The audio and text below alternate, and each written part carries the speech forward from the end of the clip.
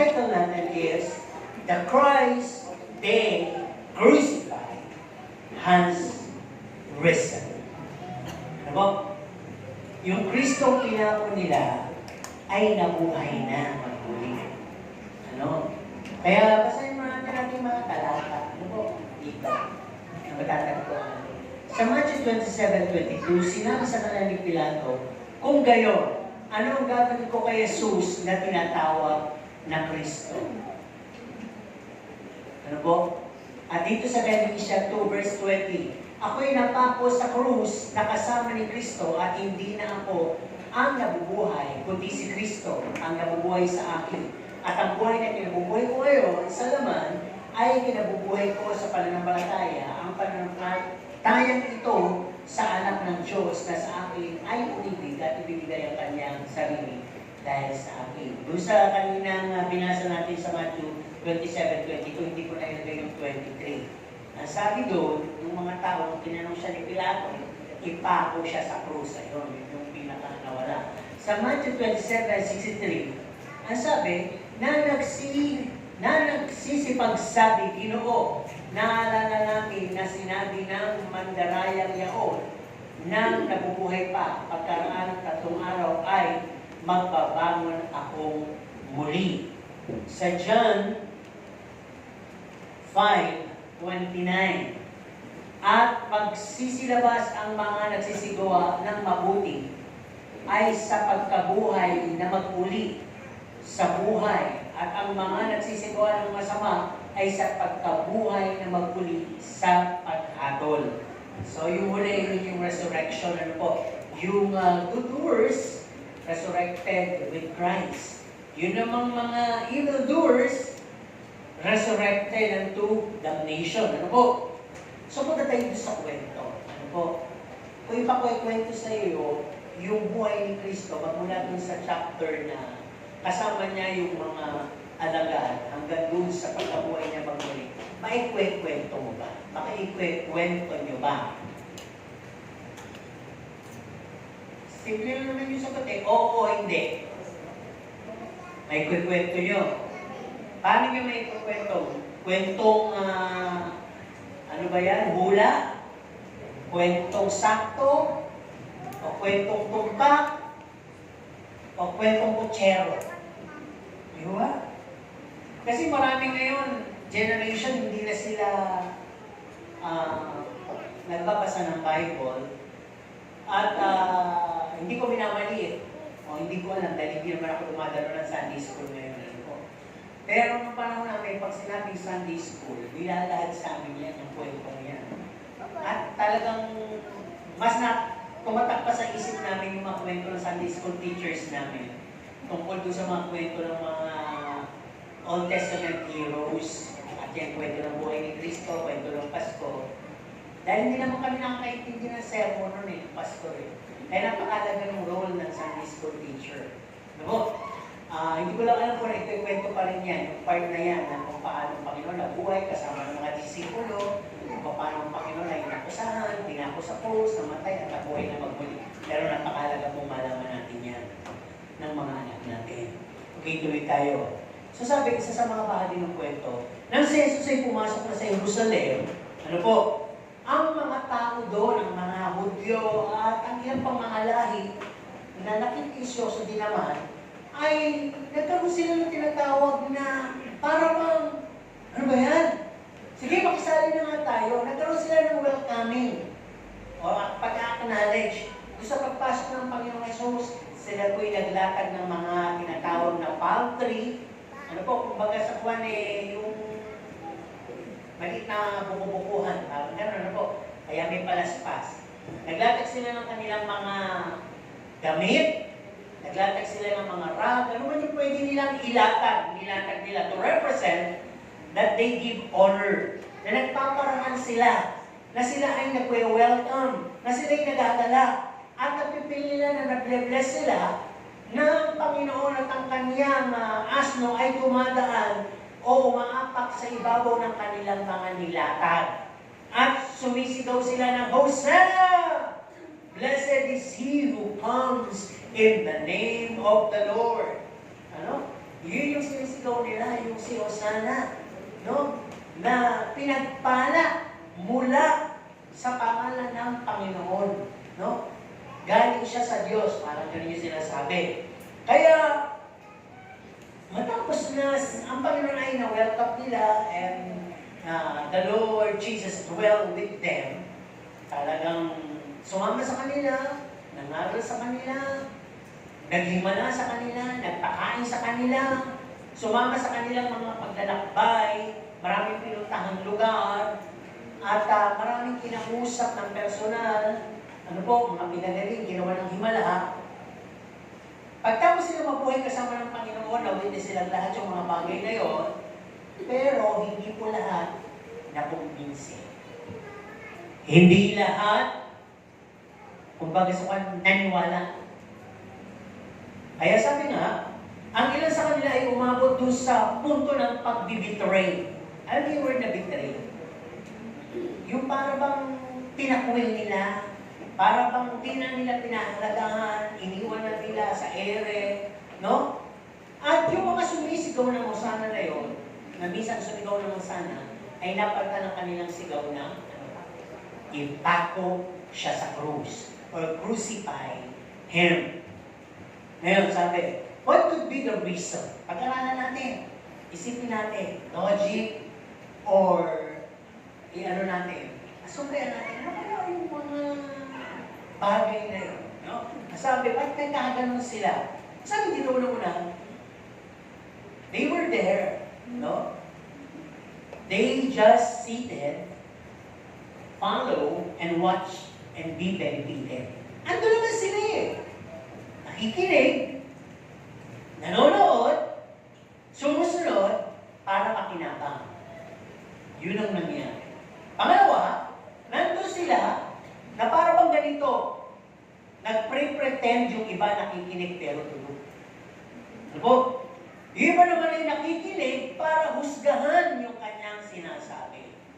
Yung iba naman ay nakikinig para mainis. Parang dito din. Nakikinig, pero ang iniisip, tatamaan ako. Diba? Parang gano'n, di ba? Parang pinagkaiba, nakikinig.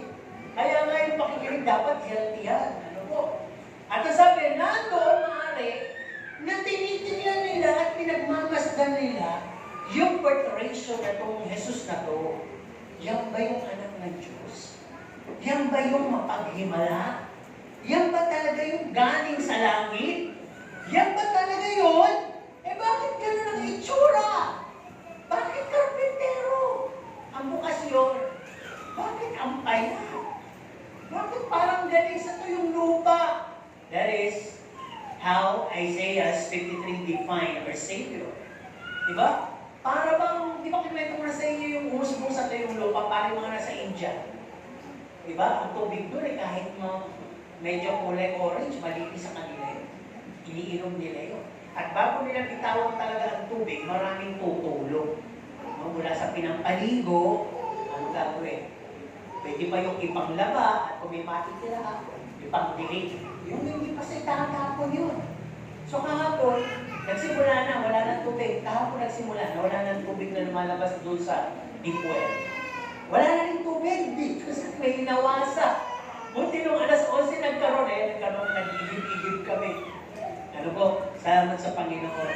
Pero di ba pag walang tubig, anong nangyari? Dati nung may tubig, hinugasan mo yung isda, okay lang. Eh ngayon, walang tubig, wala nang tubig kagabi. Eh kailangan mo gamitin yung kawali. Sabi ko, dadaming kawali. Ay, ginanong ko siya ng shansi.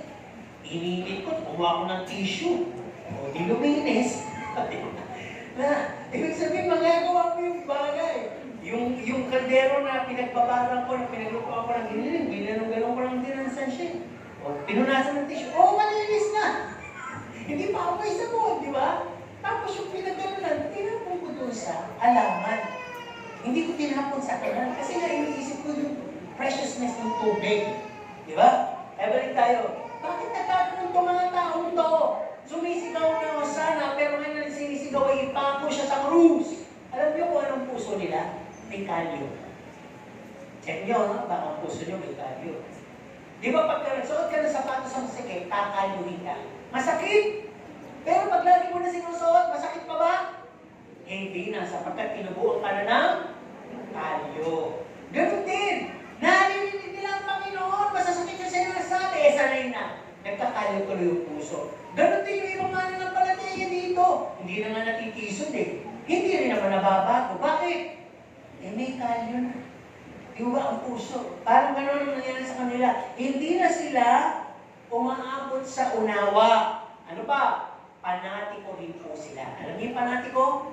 Kumbaga sa napakaraming memory verse. Alam nila yung book of law. Kaya nga dumating sa Yesu Cristo, walang parang magaling sa kanila, kundi si Moses pa rin. Puro si Moses ang binabanggit. Puro batas si Moses ang binabanggit. Kaharap na nila yung tagapagligtas, hindi pa nila nakikilala. Nandun na sila sa biyaya, andun pa rin sila sa, nabubuhay na sila sa biyaya, andun pa rin sila sa anino ng, ng kautusan. Kaya kung titignan po natin, kaya pala sila nagkaganon, sapagkat sila din po ay naging compromiser. Para bang, during the time na may botohan, kung sino magbibigay sa'yo ng ayuda, yun ang iboboto mo. Di ba? Eh nung dumating yung Panginoon, tumutuwa sila sa balita, naghihimala, nagpapakain, mabait. O yan, di ba? Kumbaga sa buwan, puntahan natin. Eh, kamukha nga ni Judas Iscariote na nakita niya na yung sinasabing paghahari ng Panginoon sa Kristo. Gusto niya maghanap na agad. At isa siya sa maging senador, parang gano'n, di ba? Eh, hindi naman ganun yung paghahari ng Panginoon sa kalangitan yun eh. Nagtataka siya, bakit ang turo ng Panginoon, ang mga dakila, yung naglilingkod, hindi yung pinaglilingkuran. Iba na ito. Kaya niya, binitray. Di ba? Ganun din yung nangyari sa iba. Siyempre, na-influensya ni Judas, para bang, wala na pala mangyayari sa pagsunod natin dito eh. Di ba? Kaya kahit na nga si Pedro, nung nahuli ng Panginoon, pilit pa rin niyang pagtatanggol kita. Sinuway siya ng Panginoon, tumigil ka Pedro. Sinasabi ko sa'yo, bago tumila akong manok, 3 beses mo ako ikakatuwa. Kaya nung minakita kay Pedro, hala, ito kasama to ni Kristo. Hindi ko kaya na yun. Hindi ko kasama yun. Sino ba yun? Di ba isa kasalanan? Ay, hindi ako yun. Kamukha ko lang yun. Di ba? Bago dumating ang Panginoon, maraming magkakatuwa sa Panginoon. Mga born again din yun. Di ba? At mga nagsisimula na yan, bakit tinatanong kayo? Born again ka! Ay, hindi ako yun. Parang nakita-kita pumapalakpak ka sa usahan. Hindi, ang mga mukha ng tao ay pare-pareho lang. Di ba? Bakit ganun sabi niyo? Dinidinay ninyo, ha? Okay. Ang sabi dito, ang nangyari sa kanila tayo, nagkaroon sila ng betrayal after delibeting. Pagkatapos pagalingin ng Panginoon, pagkatapos palayain ng Panginoon, pagkatapos turuan ng Panginoon, pagkatapos mahalin ng Panginoon, ang sigaw na nila ay mas pinili pa nila si Barabas na palayain at si Kristo ay ipako sa krus. Kung kayo kaya ay nabubuhay sa panahon yun, anong sigaw niyo? Barabas o si Kristo? Mamili kayo dapat kasi mga taong nire-relate natin yung inyong katayuan sa mga taong ng panahon na yun. Tatlo lang ang pwedeng isigaw. Jesus, palayain. Barabas, palayain. O Jesus, ipako sa krus. Ano sisigaw niyo? Jesus, palayain. Kayo? Kayo? Bahala na. Kayo? Jesus, palayain. Kaya talaga hindi kayo nilikha ang pangalan ko ngayon. Dahil hindi yun ang nakasulat sa kasulatan. Talagang ang mangyayari ay yung nasulat na. Di ba? Ang mga propeta na mangyayari sa kanya. Di ba? Kaya tinan ninyo, bagamat nasulat yun at may mga naniwala sa Panginoon, talagang umugat ang relasyon sa Diyos na natili. Hindi siya hinusgahan. Di ba? Parang ganito yan sa panahon natin. Marami na tayo na naririnig, nakaturuan ng Panginoon, sinasabi natin, kiniklaim natin, tayo yung mga Kristiyano, born again. Baka isang araw, bago tumating yung Panginoon, itatuwa niyo siya. Ipagpalit niyo siya sa kaligayahan, ipagpalit niyo siya sa mga bagay ng sanlibutan, ipagpalit niyo siya sa kung anumang bagay sa tingin niyo ay walang kasing halaga. Actually, ang Panginoon walang kasing halaga. Ang kanyang pag-ibig sa atin, ang kaligtasan in-offer niya sa atin. Kaya we are all foolish pag pinagpalit pa natin yun. Hindi po lahat dinagpaan ng kaligtasan o dinabuan ng biyaya. Maraming namatay ang hindi nakakakilala sa Panginoon. Hindi ka pwedeng mapunta sa langit dahil mabait ka. Kailangan kumilala ka. Di ba? Masaya pa ba? Buhay Kristiyano. Kaya sabi dito, then, sisigaw ba kayo na ipako siya sa krus? Kaya nyo ba isigaw yun? Subukan nyo natin, kunyari lang, tayo yung mga nakaraan. Ipako siya sa krus, go! Ipako siya sa krus. Itong mga to, parang banal-banalan. Sabi nga, kunyari lang, gusto ko lang makita yung volume yung galing talaga. Ano lang ito, motivation, hindi niya, after Lord exercise lang. Gusto ko lang makita yung impact. Marinig yung ganito yung galing ng tao. Yung gigil, gusto nila ipapako pa yun. 1, 2, go! Lakasan nyo! Mas malakas! Amen. Sabi ng Panginoon, buti na lang, wala na ako doon sa usana. Exercise lang yun. Mahina pa nga yan eh. Nagkakagulo yung tao doon sa harap. Yung Pilato, yun ang sinisigaw nila, ipako siya sa krus. Di ba? Maaring nasigaw natin ngayon, nagawa natin ang halimbawa, pero hindi naman natin kaya gawin yan. Verbally, wordly, literal. Pero alam ba ninyo, pwede, yan ang sigaw ng puso niyo. O sigaw ng pagkatao niyo. Kung ang inyong mga salita, action, lifestyle, ay ipinapakita pa rin ang mga bagay na ating iisa-isa ngayon. Handa na ba kayo? No? Ulitin ko, maaring hindi na natin yan isinisigaw. Pero sa ating mga pamumuhay, salita, at aksyon, ay para bang sumisigaw ang ating kalamnan natin pako siya sa krus dahil paulit-ulit natin ginagawa to. So, napunta ako ng kami ng Hong Kong, di ba meron akong ginawang sermon ng Hong Kong. Meron actually ako ng Vietnam, kaya lang hindi bagay. Ito binigay sa akin ng Panginoon, isa-isayin natin to. Ito yung sigaw, di ba? Crucify Him! Pagka ikaw ay may mga ganitong bagay, parang isinisigaw mo yun. Number 1, yung C stands for coldness. Pag sinabi coldness, heartless ka na nun. Diba? Sabi sa huling araw, mga tao ay manlalamig. Nakaano lang po yan, naka-steady dyan, kaya makinig kayo ha. Ang sabi dito, maaaring unactive na siya. Hindi na siya ganun aktibo. Pero may mga active. Hindi naman dedicated. Active pero worldly attached. Active pero they go with the flow of the world. Wala na yung lighting a candle para magliwanag sa madilim na sanlibutan. They were easily distracted, offended, and some of them leave their local churches. Yun ang palatandaan na may coldness. No? Check ourselves. Second letter, sa crucifying Him. Maybe we are rude or rejectful. Ano ba to? May mga tao kasing harsh in words and action. Yung salita natin, matalim, yung kilos natin, magaslaw, o kung kakaroon tayo. Ano mo, paano kung nagalugin? No? Parang wala kang kaibigan, wala kang fellowship mate, wala kang kabalahibo rito. Parang bang everyone you hate and you disown others, kaya ko dyan. Diba? Sino ba yan? Kung umami ko, ito ginagano, gagalagin ko yan. Mas ko dito, di ba parang panggulo ka lagi? No? And ina-isolate mo yung sarili mo. Para bang in 10 years time, hindi ka pa rin nababago. Wala ka pa rin alam. Di ba? Masyado kang mabangis. O matapang. No? Masyado kang mabilis mag-desisyon pagdating sa mga bagay na madali kang pagalitin. Okay, third word, sa crucify Him, maybe you're living your life as an undercover. Yung nahihiya ka malaman nila na ikaw ay born again! Born again ka, hindi!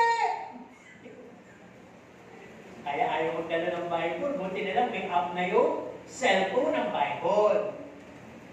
Nakikita ko yan eh. Yung classmate natin yan, nakikita ko yan.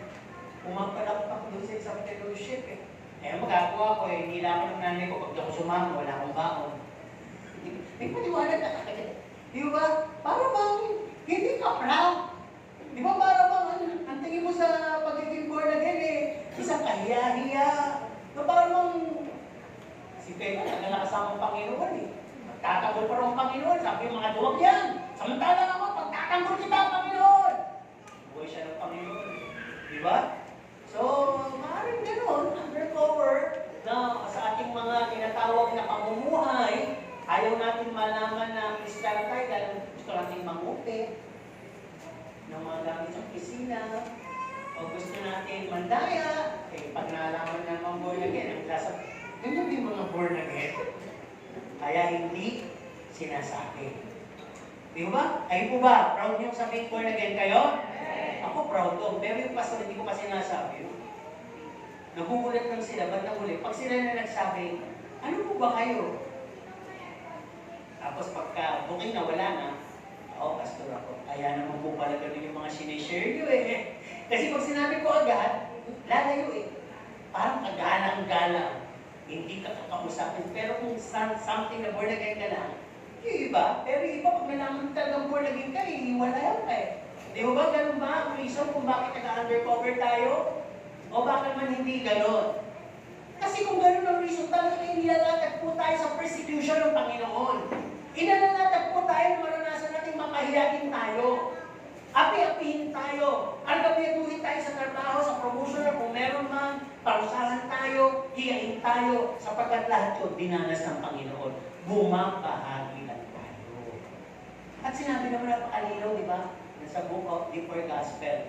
Yung lahat na tinatanggap nyo na yan, ng mga salita, hindi nyo tinanggap dahil lang sa wala. Tinanggap nyo yan dahil sumunod kayo sa akin.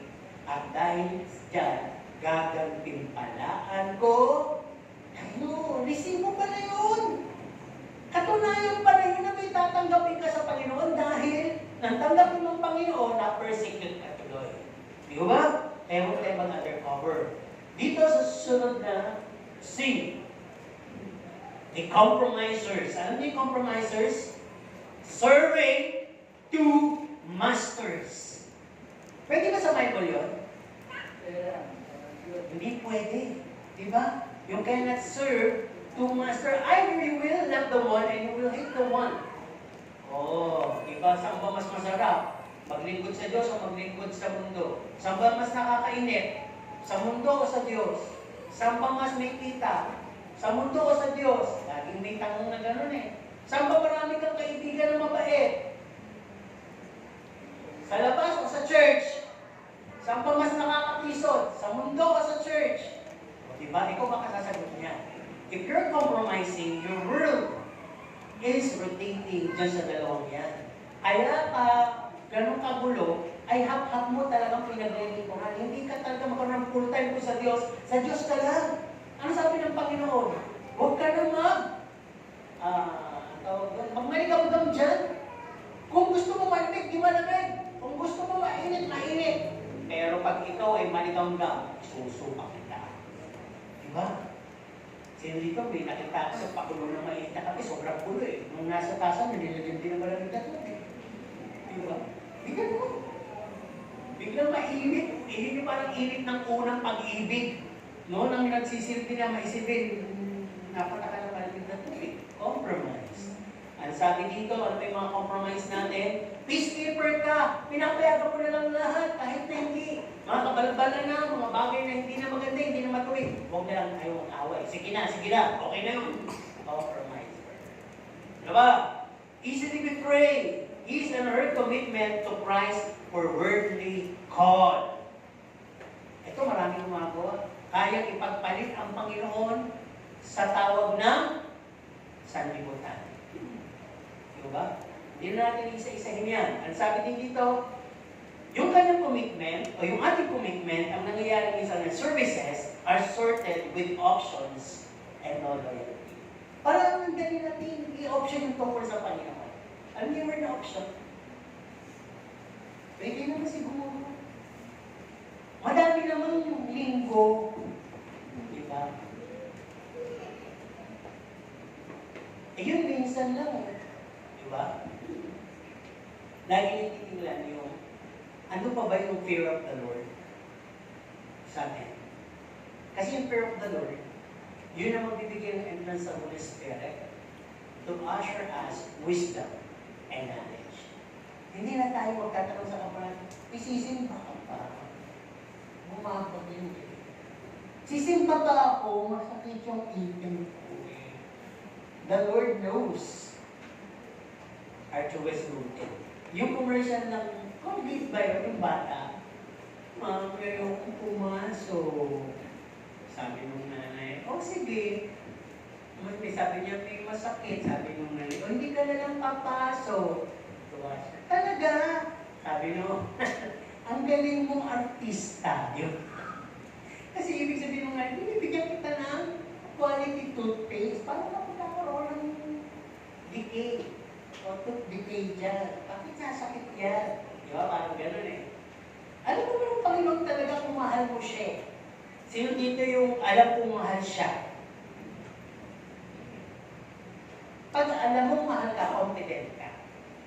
Pag alam mo hindi ka mahal, minsan lumalabas yung insecurity, yung selos, at kasunod ng galit. Kasi yung pagmamahal mo, hindi nakapantayan. Tama? Pero ang Panginoon hindi. He loves without limit. He loves giving everything until there's nothing more to give. Hanggang sarili na lang yung binibigay niya. Pero hindi siya naganap kailanman ng kapalit. Kaya pagmamahal ng Panginoon, hindi conditional. Unconditional. Diba? Maganda. Nasabi ko dito, sa letter I am. Ang Panginoon po ba may I am? Woo! I am the way. Ano pa?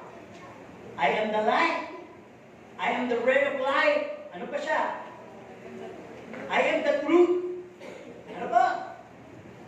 I am who I am. Sabi ng Panginoon. Ako nga. Ano pa? Siyempre mga I am niya. I am the resurrection and the life. Ano ba? I am. Ang alam ko, marami kayong alam, I am. Yung tungkol sa sarili niyo. Diba? I am the big boss. I am me. Me VIP. Yan tayo. Pag sinabing I am. No? My world, my rules. No? I can't exercise humility or humbleness. I can't. No, I can't. We're family of kings and queens. Oh, no. We're richest of the richest. Pinapayaman na kami sa mayayamang parang. Ang dating, di ba? Eh, ganito ako eh. Bakit gusto niyo akong mabuhi? At yung mga taong ayaw makinig, refuse to be taught and learn, and ignore rebuke and discipline. Ano, re-rebukein mo ako? Ikaw kaya, rebukein ko dyan. Di ba? I-ignore nila yan. Sispend mo, huwag na. Yung ayaw talagang mapagsasabihan. Ako, ni Kenneth, di ako pinalo ng magulang ko. Meron nangyari. Magulang ko pinalo. Parang ngayon yan, di ba? Hindi ka na pwedeng ganun. Dati, ito, inabutan namin ito at natutuwa naman kami. Yung mulagat ng mata ng magulang ay isang nakakatakot na bagay na yun. Tapos talagang parang ganito. Tapos talagang parang ganito. Mamaya tututin, mamaya pampalutin. Diba? Eh ngayon, pag ginanya mo yung anak mo, sabihin mo na anak mo, ako na. Bakit? Anak! Pati ka mo kumain. Bakit ako may ginagawa? Wait! Diba? Ganun na ngayon. Baliktad na. Diba? Kasi nga lahat siya nagtutok ko ng I am! This life is mine. Diba? Akin mo buhay. Pakialam mo. Nilabas mo lang ako. Pero nilabas ako ng Diyos. Naman, di ba? Ano ba yung letter F? The false me. Ayan. Ang dami palang false. Are you true or false? Sige, tanongin mo. Anong sagot? Pag sumagot ng true, talaga ba? O mamaya, libre mo ako. Di ba? Doon pa na nakakatawa, pero mahalata. Ano ibig sabihin ng false? Napakaraming false na tao ngayon. Hindi trolls, ha? Alam niyo yung trolls? Pinagsabang? True at false. No? Kaya pala may mga trolls lang yan. Ibig sabihin, hindi ka makakasiguro dyan. Minsan, oo yan, minsan hindi yan. Ito pala yun. Pag sinabing false me, kunyari nagpapakumbaba ka, kunyari umiibig ka, kunyari may testimony ka, kunyari lumalakad ka ay sa pagtutulungan ng Diyos. Pero lahat pala yun, false! At ganyan ang ginagawa mo sa lifestyle mo, sa buhay mo, sa action mo, you're like crucifying, shouting crucifying. False humility, false love, false testimony, false walk. Lahat false. Diba? Everything about me is a must. Para ba lahat sa'yo ay pagpapaimbabaw? Alam niyo ang alibati, mga paraselyo, saduseyo, alam mong batas, pero untouchable. Alam mong batas, pero super arte. Yung ba wala na yung pag-ibig? Kaya nga, cannot be touched, no? Cannot be reaching the truth, though hearing and seeing. Hindi naman makakabot yun. Yun yung falsely. At yung susunod sa crucify. Narinig yung kanta pagka-graduation, we are the children of yesterday's dream. Sino yung mga may ganyan? Yung hindi makabukod sa kahapon. No? Hindi masamang mangarap, pero kung ang ating mga pangarap, ambisyon, and wanna become someday, ay maglalayo naman sa atin sa Panginoon. Though nakikilala natin ang Panginoon, it is like saying, crucify. Diba? At dito pa rin mga born again, ang daming power, ang daming ganyan, ang daming arte, ang daming requirement, ang daming kayo. Ayoko na. Diba? Hindi ko pinangarap yung parang monga. Pinangarap ko lang yung may church, pero hindi ko pinangarap yun. Yung mga patutunan nyo, hindi ko pinangarap yan. Sabi, gusto ko pa maging astronaut eh. Diba? Ang sabi dito, your grace and cannot be changed and moved. Kung ano yung iyong pinangarap, gusto mong maabot, even if it means to lose your eternity. Or sometimes, punta tayo sa kabilang baraha. Pag sinabing yesterday natin, our past, yung mga masamang nakaraan na naka-apekso sa atin, no, hindi tayo makamove on doon.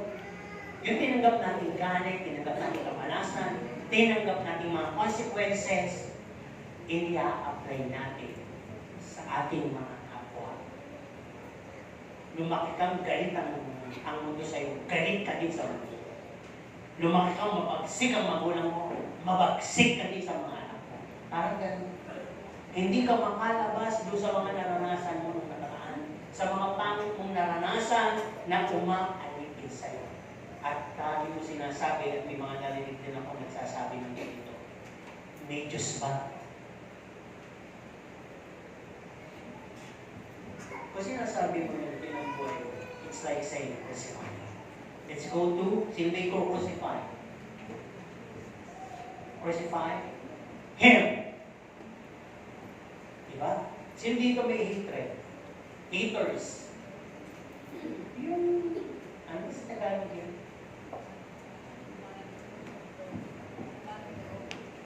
I hate you.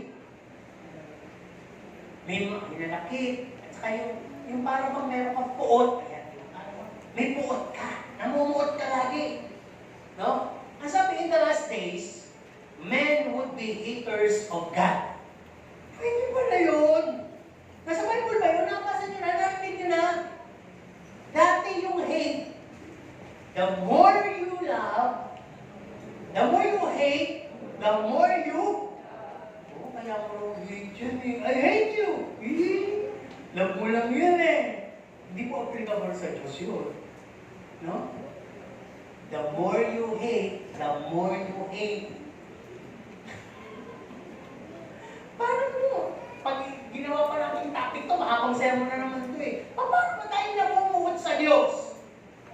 Apply mo na natin sa tao, bakit ka namumuhot sa kapwa mo? Ginawa ka ng masama. Oh, may timbang. May bigat. Ano ba? Ginawa ka ng iniwan ka sa ere. Gano'n, di ba? Ano ba? Pwede ano? Ayun, pag sinabi na, ginawa mo na, dinengkoy ka, dinaya ka, niloko ka, ano? I-rape ka, ano ba? Inindyan ka, di ba? Pinangakuan ka, lahat na yun. Nag-focus ng ano? Puot. Di ba? At sabi in the last days, since ay practice mo na yan sa tao, eh sabi nga di ba, yung tao katabi mo, Jesus is in me and Jesus is in you.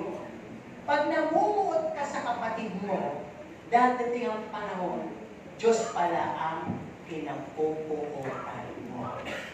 What you've done to the least of your neighbor, you've done it to me. Lord, I never hate you. Well, eh galit ka na. Puot ka na sa kapatid mo, sa kapwa mo eh. Puot ka din sa akin. Yan po yun. Di ba? Kaya nga sabi dito, meron kang preserved enemies. Sino tingin mo mahusay kumuha ng preservatives? Yung mangga, kaya niyang ma-preserve ng 6 months. Yung atsara, ganun din. Yung nagpre-preserve. Yung marunong mag-preserve, sino? Wala. Yung magpuro. Wala rin. Hindi mo ito kung tatagawa. Marunong din ang mag-preserve. Diba? Pero alam niya, hindi yan ang preserve. Ayaw niyo sa mga pagkain, ha? Yung mga formalin. Pag-preserve yan sa mga tao para tumagal muna yung burol. Sino gusto ma-preserve? Parang ganun yung nag-preserve ka ng enemies, pinatatagal mo ba? Yung inyong gulo. Ano yung papabuti mo sa salit-saling lahi? Ninuno kayo nagsimula, kakaku-akuhan, magkakaaway pa rin. Ganun ba gusto nyo? Nakapreserve yung away nyo? Hindi ka man lang gumagawa ng anumang paraan para ma-resolve ba? Aba sabi nga, habulin mo yung kapayapaan. Kung kinakailangan mo magpakumbaba, isama sa inyo, magpakumbaba na. Dahil baka abutan ka ng kukuha ng Panginoon. Lahat to, hindi natin nagkukulang ituro ng ituro ng ituro. Tabla naman sana tayo ito. Diba? These will count us liars. Diba? Ang sakit noon yung sabihin, siyang gumawa nito, hindi po. Sinungaling! Di ba ang sakit noon? Ang Diyos sasabihan ka ng sinungaling. Pagharap mo sa Kanya.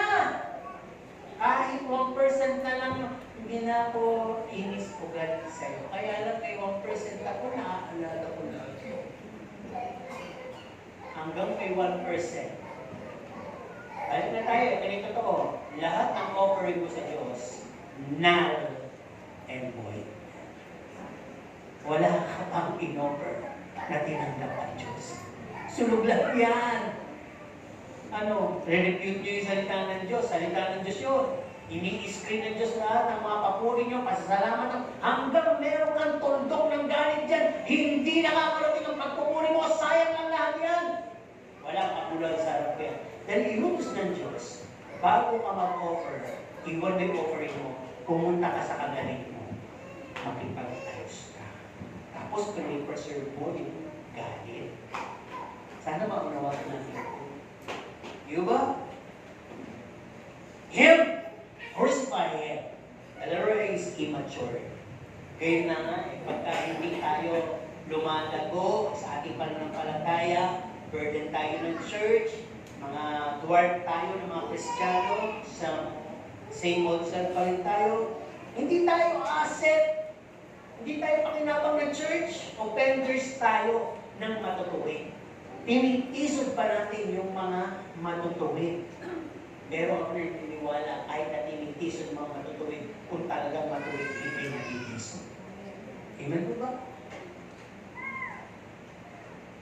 Dito tayo sa mas marami. Letter M! Yung bulong ng bulong dyan. Ang tagal naman ng sermo. Ang dami ng letra niya. Letra na nga, dilagyan pa ng mga kahulugan. Mas may paliwanag pa. Pagkapos niya meron pa, sigurado. Opo, meron pa. Bulong lang. Hindi ba nyo alam minsan yung murmuring nyo hanggang naging galit ay nagiging murderers din kayo. Yung may puot, mamamatay tao yun. Yung may puot sa kapwa, sa harap ng Diyos, mamamatay tao ka. Amen po ba? Kung may amen kayo. Para makapasok ng katotohanan. Yung nga lang tumitingin sa ng malaswa, may malaswang tingin sa babae, ano na yun? Parang adultery na yun. Ganun na. Kahit nasa biyaya tayo. Pero, ang equivalent doon, parang ginawa mo na. Di ba? Kasi sa lumang tipan ngipin sa ngipin doon pag talagang ginawa mo, meron ka agad doon, patay ka agad kung patay. Dito, biyaya na Pero, ang paninigil sa huli. Sa huli yan sisigilin ng Panginoon. Pagharap mo sa Kanya. Lalo na kung hindi mo na ihingi na tawad. Di ba? Kaya sabi, the realm is murderers, always may comment, lagi na lang may always backbiting unto others, nothing good, but themselves, walang magaling kundi sila. Walang appreciation. Ano ba yung tugtog? Ano ba yung lagi ng effort? Ano ba yung communion? Ang lit ng tinapay. Tig-tig-tig. Nakita ko magbili. Nilabay niya buong biskuit. O isang baso. Lahat may comment. Napaka-loud. Napaka-war freak. Konting ibo. Ano? Parang hindi Kristiyano. Guerrero. Diba? Ano sabi? Akin ang tundo.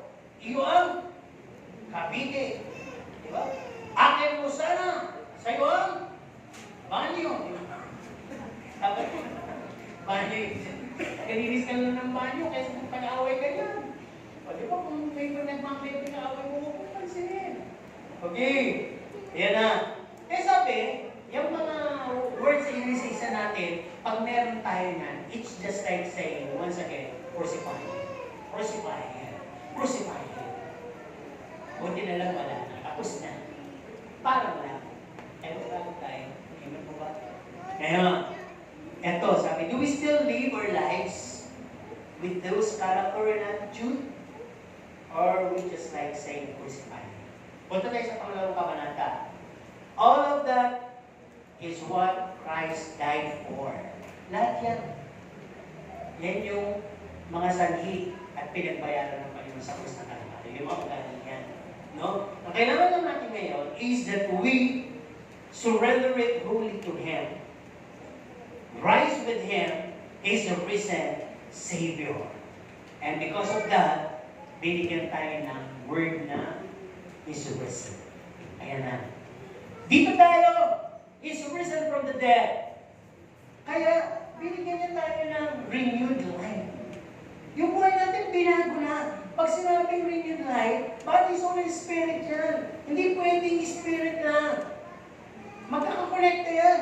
The life we live now is the life given by Jesus. No? Think about Philippians 4:8.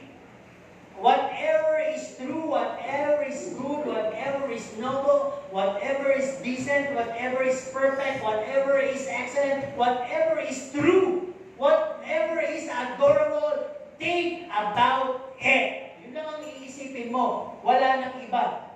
Tama po ba? Ano ba yung mga bagay na noble, mabuti, kagalang-galang, positibo, mataas, may kagalingan, yun ang iisipin mo. Diba? Renewed ka na nga Nakikita mo, nagbubulungan sila. Ako kaya pinabubulungan. Ay, hindi. Maraming kaibigan yan. Kaya magbubulungan nila. Wala namang mawawala sa akin Di ba? Parang ganun ka. Sabi nga, the old has gone and the new has come. Dito, exciting na number Two, incredibility. We are made such like as incredible creatures. Nilikha tayong kakila-kila po. Tingnan mo yung iyong katabi. Ganito po, oh. Ganyan mo muna, tapos bigla. Ba! Tingnan mo. Tingnan mo kung may kilabutan ka. Nilikha tayong kakila-kilabot. Tingnan ba? Sino dito yung naka-experience na nakakita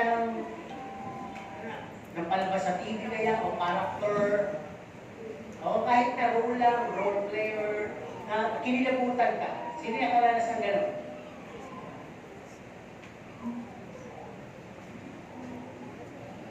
Teka. Pero sino nakaranas na kinilabutan siya? Tapos nanlalamig, yung pamamisa ng malamig. Yung pala masakitan siya. Ayan na, wala namang lugar, di ba? Ganun talaga mararamdaman mo, di ba? Kinikilabutan ka, pinapumisa ka naman ulit. Kinikilabutan mo. Dahil malapit na siya sumabog. Okay, tuloy tayo. May lang sabihin dito, no? Have you watched Incredible Hulk? Ito na naman yung mga idara natin, parang kahit action figure na lang, di ba? Sino yung nakalood ng Incredible Hulk? Ano ba ang transformation doon? Yung isang taong simple, pag siya'y nasaktan at ginalit, ininsulto mo, maya-maya, yung burit na yan yung mangyayari. Naanak kayo, masisira yung damit, di ba? Buti na lang yung sa may pantalon, hindi nasisira. Puro-polo lang. Kaya talagang nakalipay siya ng gym. Kahit di masira. Di ba? Kukulit-kulit na, pati mga laylayan ng pantalon, sapatos, di ba? Maya-maya, magkakaroon na siya ng ano, ang tawag din sa mata. Yung nilalagay. Contact lens. Ako na ito tayo. Dito yung mata.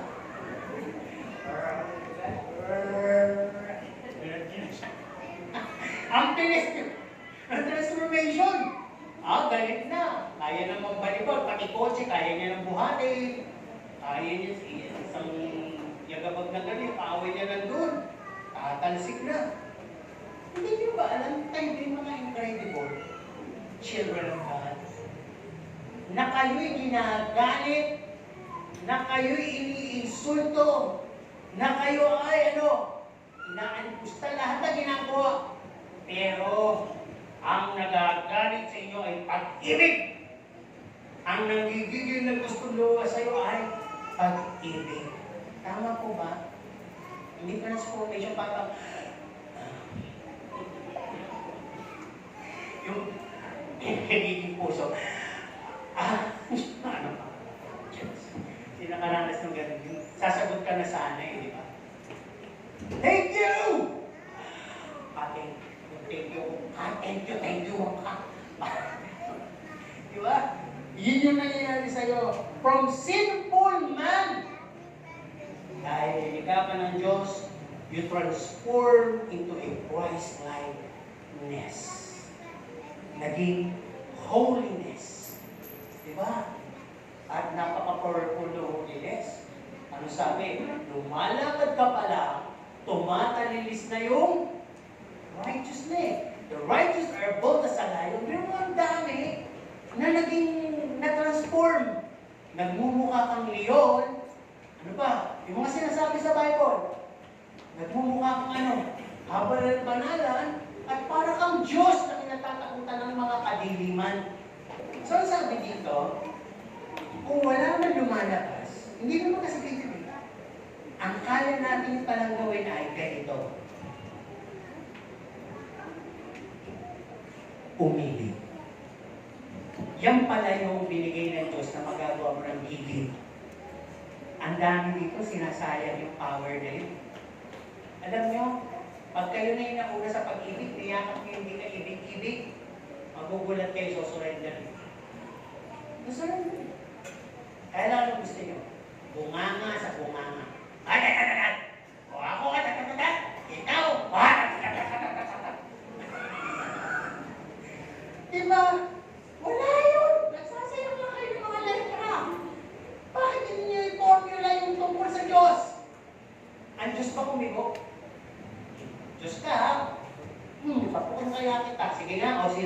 sa'yo, Diyos ka ba?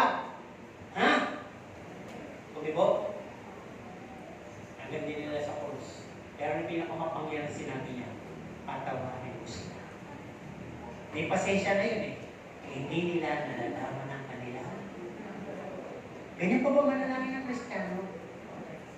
Naku, pag ginagabyado na tayo ng mga kung sino man dyan eh, Lord, kunin mo na siya. Di ba? Yan pa yan natin. Abay, hindi tayo nagiging credibility. Wala yung credibility sa atin. Okay, secure. Ito yung secure. Di ba, nagpunta nga kami doon. Hindi ko sinabi ng linggo eh. Di ba, sabi ko sa inyo, hindi ko masabi. Ito pa yung favor ng Panginoon. Yung ating asawa, napaka-generous person. Kakapunta pa lang namin, kakalapag pa lang sa Vietnam. Sabi ka agad, o saan sa susunod? Sa Korea? Sabi ko naman, oh no, kailan naman kaya yun? Para bang lahat na lang ng kailangan mo, pinoprovide, di ba? Pag-tip sa bus, pinoprovide. Kasi wala kang makita mukhang nangihinaya, mukhang napipilitan, wala. Plain lang lahat. Masaya lahat. At nagpapasalamat pa sila. Salamat sa banding. Diba? Kaya yung mga bagay na yun, ang gusto kong ilimbawa dito sa secure, yung bagahe. Di ba may bagahe? Yung bagahe, lalagyan mo ng pangalan, i-register doon sa, bago sa invitation, i-register. Tapos, tatamp ng sticker. Tapos, iba-ibang puli yung bagahe. Pero isa lang ang pupunta. Dahil sa amin, lahat yung pupunta sa Vietnam. Makikita mo na, lusot sa Wakanda. Binabalibag na lang. Tapos basta may sticker niya siya, may pangalan. Tapos pagdating mo doon, makliklay mo, liikot yung labasan ng mga maleta. Hindi ka mag-aalala na baka may kumuha dahil meron ng pangalan. So kukunin mo na lang doon. Kahit mag-restaurant ka muna, hanggang hindi mo manawa, hanggang isa yung natitira. Basta makukuha mo yung dahil may pangalan. Tapos, kung gusto mo sabihin sa secure dito, ganun din si Kristo sa buhay natin. Lahat tayo ay tinatakan ng Panginoon, nilabelan ng Panginoon. Lahat tayo ay iba-ibang lahi. Lahat tayo ay papasok doon sa masilimuot na madilim na yun. At kasama natin yung security ng Panginoon na anak yan. Akin yan. At paglabas natin, matapos natin pumatulog sa masilimuot na yun, siya pa rin ang pupuasa. Sapagkat alam niya, Christian yan, akin yan. Tinatapad yan eh. Walang ibang pwede kumuha niya. Di ba? Kaya secure tayo. Isa lang yung destiny natin. Papunta sa langit na bayan. Okay? Dito sa susunod, sa letter A, sa letter A, entitled. Gusto ko may sa bawat grupo kung anong title ang alam mo binigay sa iyo ng Panginoon. Sa grupo ito, Christian, the common, and the survey says 100% Cristiano! Top answer. Dito, Tsaka. Title na binigay na po sa inyo. Mamaya na lang. Anak ng Diyos. Sige. Kayo, ano sa inyo? Ayan. Kayo? Ala. Balik tayo. Kayo? Ano sa inyo? Senior citizen? Messenger? Okay. Kayo? Follower?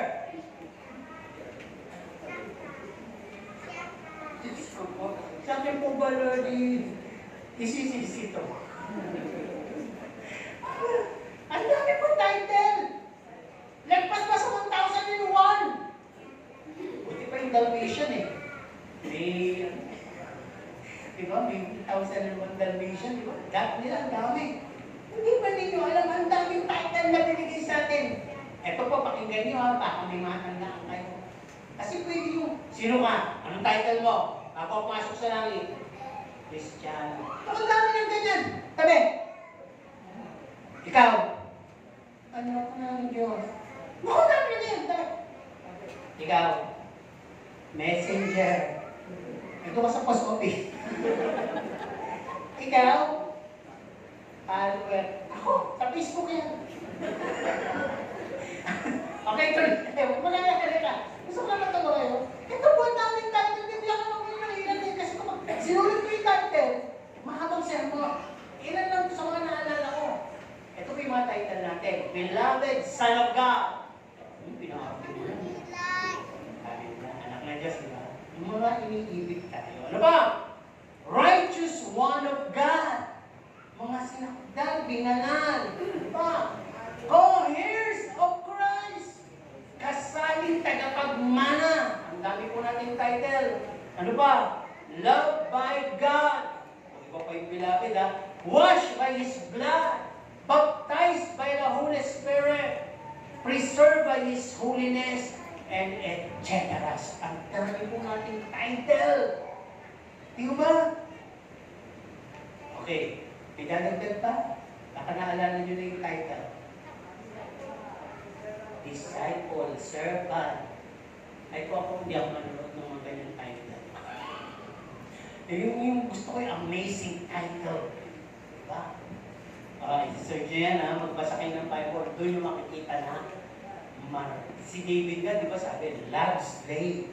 Ay, si Paul pa, love slave. Di ba, dulos? O si Paul pala yun. Si David naman, tinawag siya a man after God's own heart. May mga, ano yung pangalan nyo? Ano yan eh? May kahulugan niya. Di ba?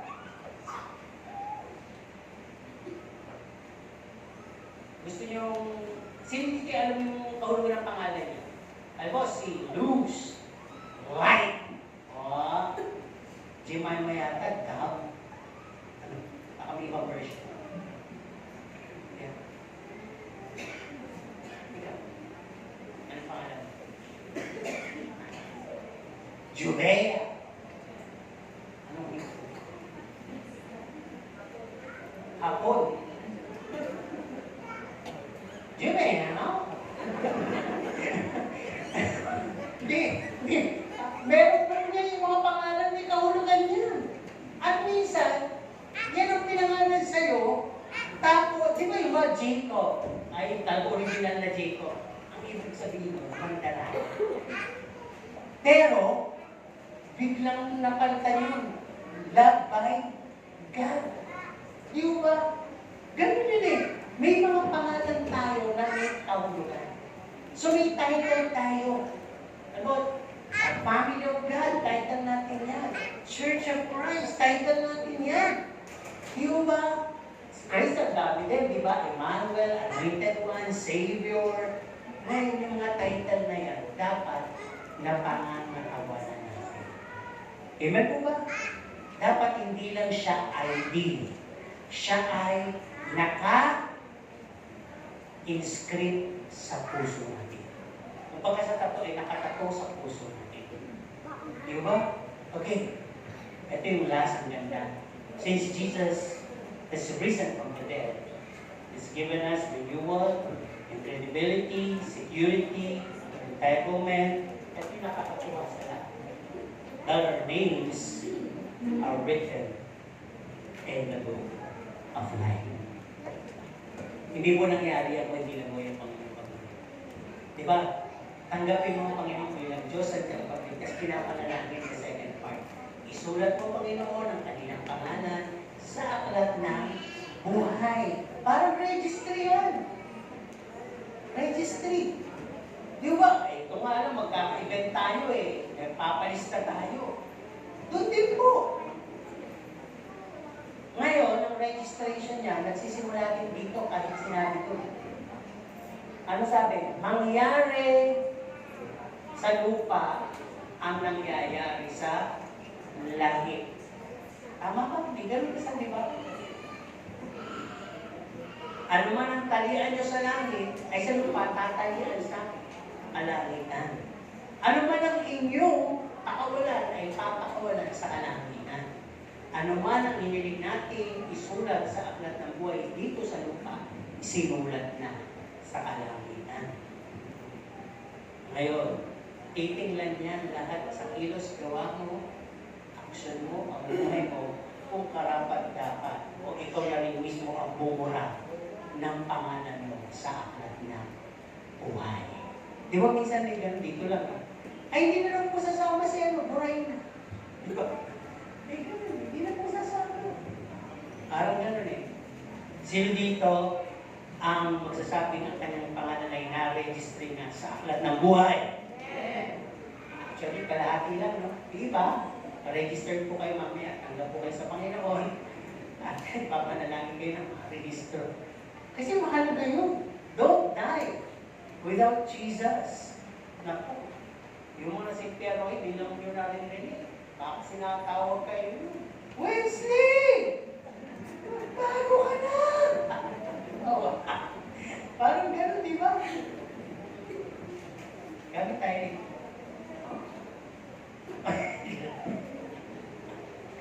Ayaw, RJ! Magpatuloy ka! Parang gano'n. May mga sumisigaw doon. Sa impyerno. At mas may ikaw di sa kalangitan. Ano na may sisigaw ng mga sa kalangitan? Ano kaya mga sinisigaw? Mga tulog! Hindi. Kasi siguro ko na sa langit ay, banal! Banal! Banal! Banal! Subukan kaya natin sumigaw tayo ng banal. Kaya nyo? Hindi yung galit, ha? Kasi takot tapos na may power. Banal! Hindi gano'n. Yung gandang sigaw. 1, 2, go! Banal! Banal! Ay, ang hina! Kaya hindi ginawang angin eh. Ay, hanggang weka lang eh. Kasi parang pero nila, ang angin na sa langit sisigaw ng malakas na tumatinig ng kalupaan eh.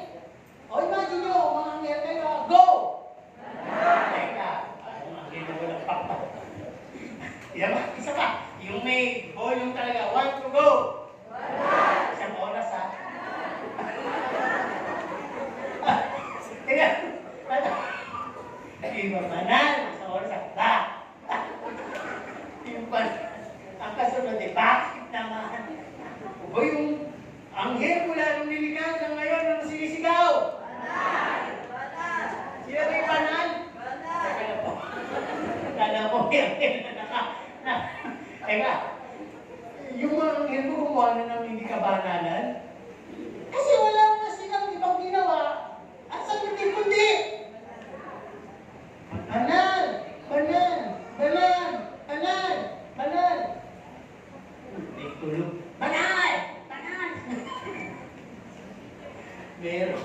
Hindi nakikinig ko, naglalaw ko ka lang. Banal! Nakakatawa pero totoo yun. Di ba? May kanta nga nun, di ba? Yung Jehovah Jireh. My God can supply all my needs according to His riches in glory. He will send His angels to charge over me. May mga anghel palang sinusuko ang Panginoon sa tabi natin. Andiyan pa yung Holy Spirit. Andiyan pa yung Word of God. Kaya ba't aantukin ka? Kaya, pag yun ang nangyari, balik tayo doon sa coldness. Malamig kasi. Kaya nakakakita. Amen? So sa ating kauli-ulian, sabi nga dito, huwag tayo dumating doon sa punto na para bang gawa tayo ng gawa ng mga hindi magandang ugali. Na hindi ba natin sinasabi, pero parang gano'n ang tawag eh. Ako na tinuli si Kristo kaya. Parang hindi sapat yung ginawa niya, hindi ako mabago ba? Hindi po, binigyan ako lahat. Is reset. Iba lang yung word na kayo, pinagdalikan natin ng kahulugan, pero lahat po yan, mabibigat yan. Pinakago ka na, pinako ka na, binigyan ka ng bagay na kapangyarihan, at iniingatan ka pa niya, bigyan ka pa ng titulo, at ang mahalaga, ito yung legend. Yung mga disipulo ilang beses sumayo, uuwi sila frustrated, walang nangyari. Pero minsan, humayo ulit, nakapagpalabas sila ng demonyo, at may mga himala. Tuntua! Woo! Sabi Panginoon ng langit, nakapagpagaling kami, may mga himala! Ang sabi ng Diyos, sinabi pa ni Jesus, huwag kayong matuwa dahil doon. Sabi ng Panginoon, matuwa kayo dahil ang pangalan nyo ay nakasulat sa aklat na kaya kayo naging legit. Parang ganoon. Ngayon, ito po conclusion na totoo. Pag hindi gumagana ang pag-ibig sa'yo, hindi tayo magtatapos. Hindi po legit na nakasulat ang pangalan sa aklat na